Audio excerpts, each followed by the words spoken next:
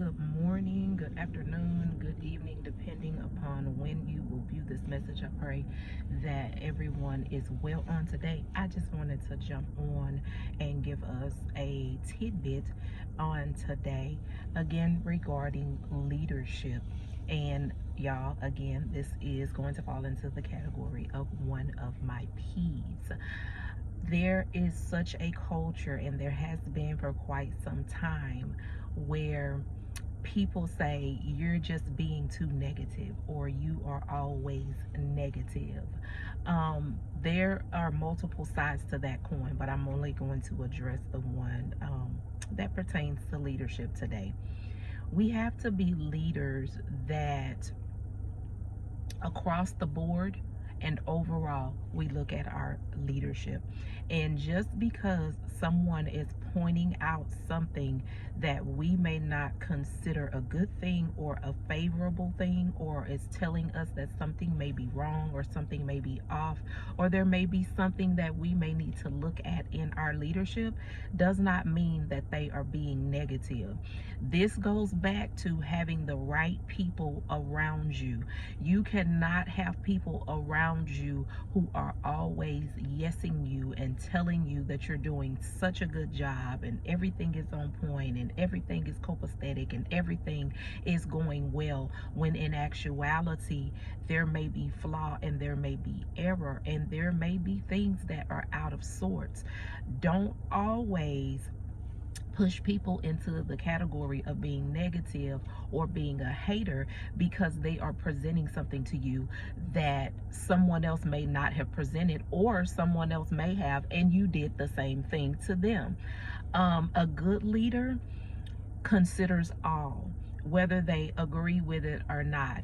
And at what I mean by considering all is you take the good with the bad, you take the bitter with the sweet, and you understand that none of us is perfect. And I would rather, as a leader, have someone that cares enough about myself and whatever organization I'm leading, as well as themselves, to tell me that something is off, versus someone sitting around skinning and grinning in my face and making it seem as if all is well, when in actuality I'm out here looking like a fool. That person does not care for you. And the person who has enough gumption to come to you and speak truth is the person, whether they know you or not, that cares more about your leadership and the environment and the culture of your leadership. And so it's not always that people are being negative. I have been in so many spaces where, when people present things that are issues that could actually make an organization run better if those things were addressed, they are immediately shut down, they are immediately shunned, they are immediately shoved into a corner, they're immediately removed from the room, or whatever the space is where the conversation may be happening. Or you get people like this one particular leader that I can think of. I brought this issue to them 3 times in the 7.5 years that I was working at this particular organization. And this particular leader always seemed like it was a new revelation to her, when I'm knowing it's not, because I'm not the only one who's saying it. And again, I said it 3 times in 7.5 years to the exact same person. And you sit there as if it's a new revelation, and as if you're so concerned about it, and oh my God, and just, the fake and the phony, and nothing ever happens. Nothing is ever said about it again.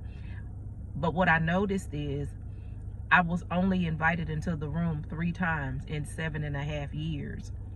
So I think what they thought would happen is I was not going to say, because I would have learned my lesson. But at the end of the day, the issue was still there, and it was of concern to me. So I continued to bring it to the table. And there would be long periods of time before they would invite me back into the room. That's not the answer. And it is poor leadership on every level. And it speaks to us not being healed from our traumas and things that have happened in our lives, when we cannot receive that may be unfavorable, in the same way that we do the praises and the honor and that seems favorable to us in our leadership. Again, good leaders consider all that is presented to them.